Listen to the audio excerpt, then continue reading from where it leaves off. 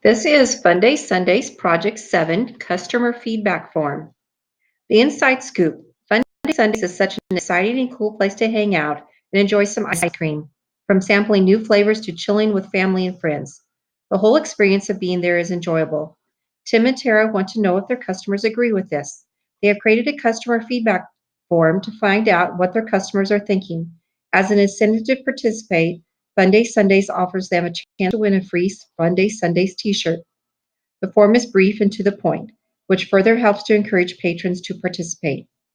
In this project, you will create the feedback form, which will be placed on all the tables and the front counter. So the new skills will be creating a feedback form and using custom bullets.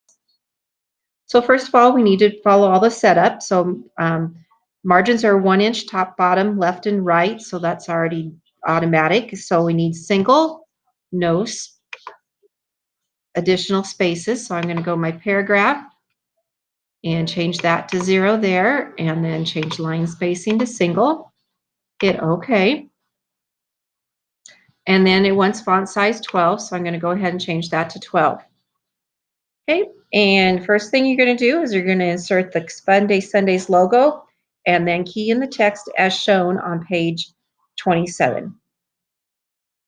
Okay, and make sure you put the extra line blanks that they show. Okay, I already have all that done, so let me get out of that one. Let me put this in my page. So I have the Fun Day Sunday logo, and then I have typed everything in. So first of all, it says center align the Fun Day Sunday logo and resize it so it fits proportionally. Okay, so I'm going to go to the Fun Day Sunday, and I'm going to go to the Format tab for drawing tools. Oops, here's my Format tab.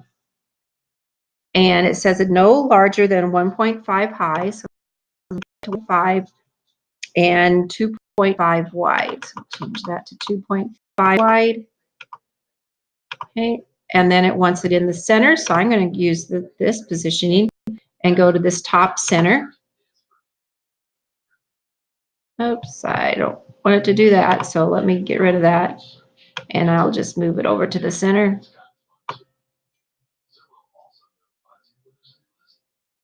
Okay, here's my center on my page, and so my markings are lining up with that, so that's the center. Okay, then change the title to 16 points, center aligned in all caps. So here's my title. So it wants 16. There's 16, all caps, center align. Insert custom bullets to the left of all the responses. So here's my first set of responses. So I'm just going to select them both. And then here's my bullets. So we're going to hit this drop down arrow. And we're going to go to define new bullet. Unless you have a box already here. I do, but just in case you don't, you can go ahead and choose one of these boxes.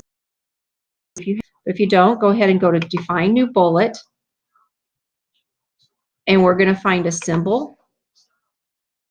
And then choose wingdings up here. There's going to be several options on here, but go ahead and go down to wingdings. They're alphabetical, so wingdings. And then I have a square right there. I'm going to go ahead and select it and then hit OK. And then hit OK. And there it automatically moves it over as a bullet, and it puts those bullets there. Okay, now that you've already done that, so let me go ahead and show you this next set. Just highlight them all. Go to your bullets, and now it should be listed here that you've used it recently. So you just have to click it, and there you go. So now I've already done all the other bullets, so they're all in. So then it says go to position the cursor to the right of the colon after the word customer name. So I'm going to go right here and insert a 1-point line that measures 3 inches line. So I'm going to go to Insert, Shapes, and choose just this straight line, no arrow on it, just a line. And I'm going to go ahead and draw a line. Okay. And my Format tab pops up. And we want that shape outline to be black. And we want it 1 point, and then we want it 3 inches long. So choose 1 point. Here's my size. So I want it 3 inches. And there we go. Now, once that same type of line right after the email, so I'm going to go ahead and just click on this other line. And I'm just going to hit Control C to copy it, and then hit Control V to paste, or you can use your copy and paste functions up there. And then I'm just going to take it and I'm going to drag it down.